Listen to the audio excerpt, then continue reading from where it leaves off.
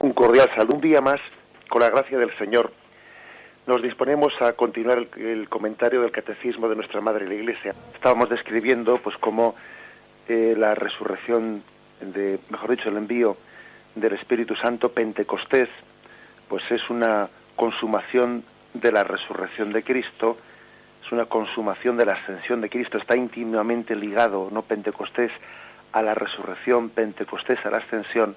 Pentecostés es también consumación del sacrificio de Cristo, es fruto del sacrificio de Cristo. En el Evangelio de San Juan, la escena de la lanzada se narra en razón de su significado simbólico. Está claro, San Juan es sin duda alguna el evangelista más simbólico.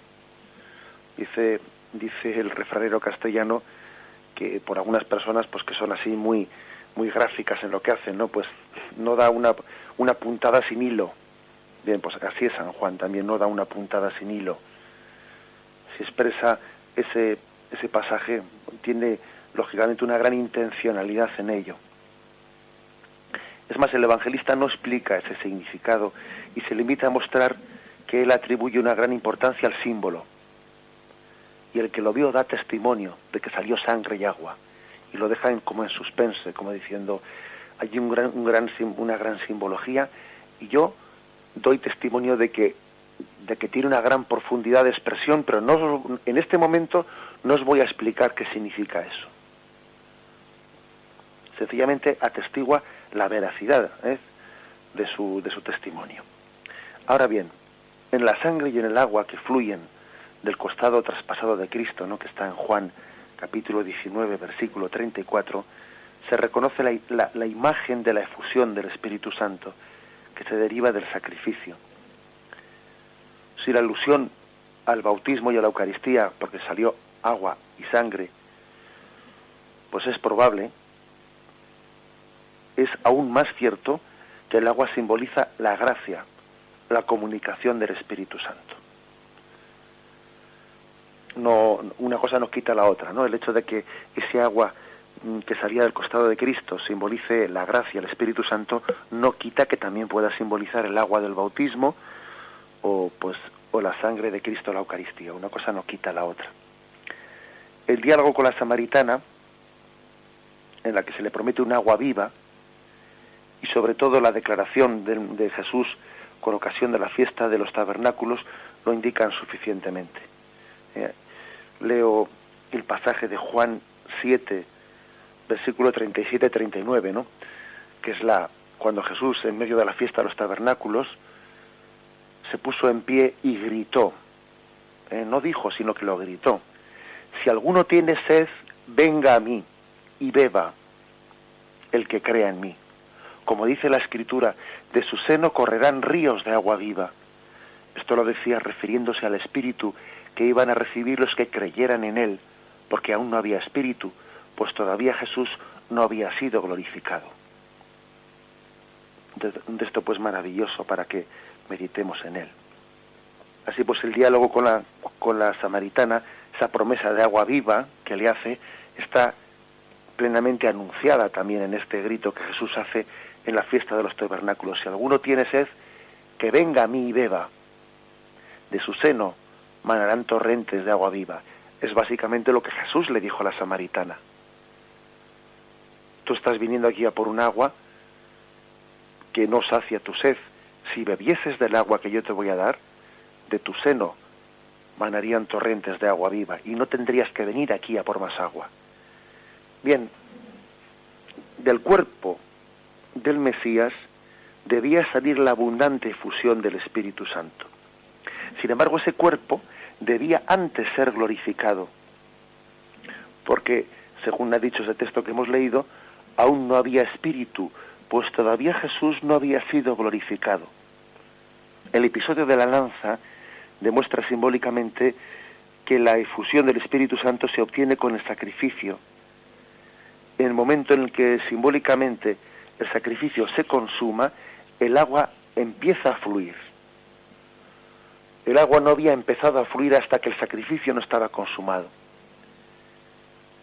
El cuerpo sacrificado de Cristo, que a los ojos de San Juan lleva en sí su glorificación, empieza a difundir simbólicamente al Espíritu Santo. Esta es la interpretación que San Juan nos quiere concluir, ¿no? Nos quiere infundir. En la consumación del sacrificio se nos da el Espíritu Santo. En la tradición, el nexo entre el sacrificio y Pentecostés también se ha expresado en la epístola de los Hebreos, donde en el capítulo 12, en el versículo 24, también de una manera misteriosa se dice, ¿no? La sangre de Cristo es una sangre de aspersión que habla mejor que la de Abel. Ese hablar lo interpretan algunos padres de la Iglesia en el sentido del don del Espíritu Santo. Y ha sido afirmado en consecuencia un don del Espíritu Santo resultante del sacrificio de Cristo. La sangre que habla es el Espíritu que se difunde en virtud del sacrificio de Cristo. Dicho de otra forma, ¿no? Pentecostés es la fecundidad del sacrificio de Cristo. Lo hace fecundo. Los discípulos quedaron todos llenos del Espíritu Santo. Esa plenitud del don deriva de la plenitud del sacrificio ofrecido por Cristo, que hace fecundo el sacrificio. Fijaros que esto tiene para nosotros también consecuencias de aplicación práctica, porque qué verdad es que nosotros podemos tener, pues en esta vida, muchos pasajes de sacrificio, pero que no son fecundos. No son fecundos porque el Espíritu Santo pues no le hemos invocado para que los fecunde. Hay muchas personas que en esta vida pueden llegar a sufrir y sacrificarse muchísimo sin que el Espíritu Santo fecunde esos sacrificios. Ojo que eso puede ocurrir. Ojo que hay personas que pueden sacrificarse, pues yo diría haciendo sacrificios muy superiores a los que podemos hacer los cristianos, sin que esos sacrificios sean fecundos, que están, pues tienen un objetivo, tienen una finalidad que puede ser totalmente, pues errada porque pueden buscar la vanagloria, pueden buscar muchas cosas, ¿no? Hay sacrificios que no están fecundados por el Espíritu Santo.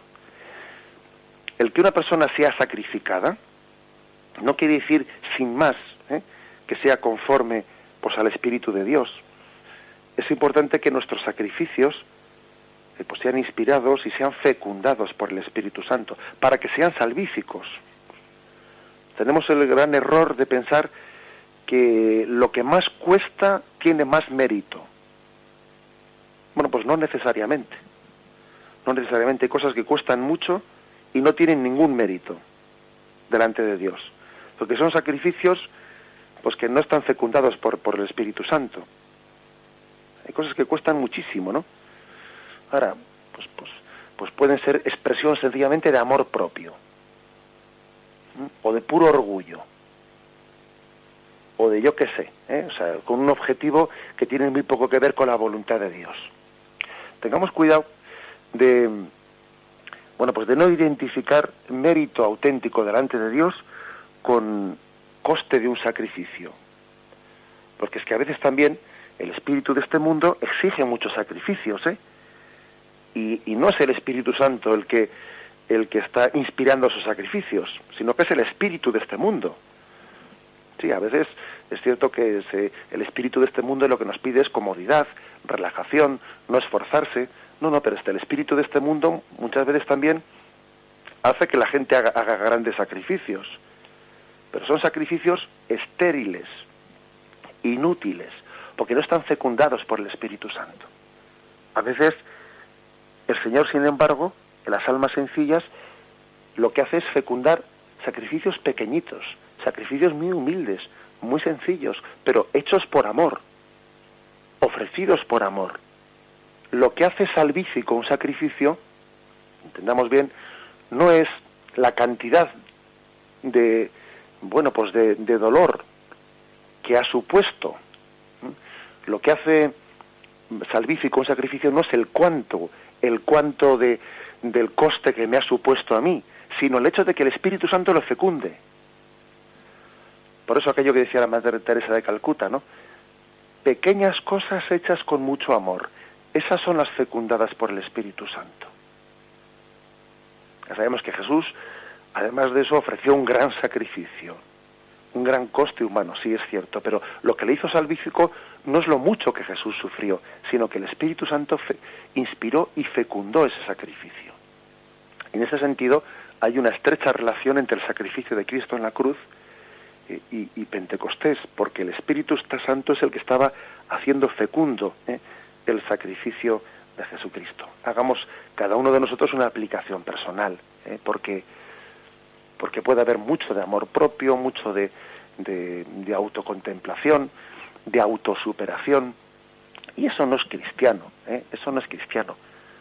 A veces en ese tipo de espiritualidades que remarcan tanto el control mental, pues una especie de autosuperación, bueno, pues sí, todo eso ¿qué vamos a decir? No, pero eso no es cristiano, porque parece que entonces el centro de la espiritualidad es nuestra dominación propia, el propio sacrificio de superación, ¿no?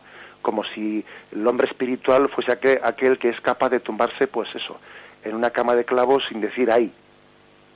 Eso no deja de ser una autosuperación, una autoafirmación. Lo propio de la espiritualidad cristiana no es eso, sino que es que el Espíritu Santo sea el que fecunde nuestros sacrificios, aunque sean muy pequeños, pero fecundados por el Espíritu Santo. Preferimos una pequeña obra hecha por el hombre, pero fecundada por el Espíritu, que no una gran obra sin Espíritu Santo, que no es salvífica y es absolutamente estéril, en orden a la salvación. Bien, lo dejamos aquí, en este comentario de cómo Pentecostés consuma la Pascua de Cristo, la resurrección de Cristo, la ascensión de Cristo, el sacrificio de Cristo está consumado en Pentecostés. Es lo que queremos, sobre todo, insistir, ¿no? y remarcar en lo que hemos dicho. Yo, de todo lo afirmado, pues subrayo lo que me parece que es esencial, y es que Pentecostés prolonga la encarnación. Dios ya no se limita a estar entre nosotros, Él va a estar en nosotros, que es un tipo de presencia de Dios superior, porque es mucho más íntima. La encarnación pasa de ser alguien que vivió entre nosotros a vivir dentro de nosotros. Y en segundo lugar, el don del Espíritu Santo de Pentecostés posibilita que la alianza, que la voluntad de Dios de tener una alianza, tenga también en nosotros una respuesta que ya no es únicamente de un deseo de tener una alianza con Dios, como era en el Antiguo Testamento, sino que es una alianza actualizada, capacitados para ser fieles a Dios. En Pentecostés el hombre pues tiene la capacidad de hacer una alianza fiel a Dios. Antes no tenía más que el deseo de poder firmar esa alianza con Dios. Ahora tiene la capacidad de una alianza íntima con Él. Damos gracias a Dios por haber podido tener este comentario del Catecismo a nuestra Madre, la Iglesia. Alabado sea Jesucristo.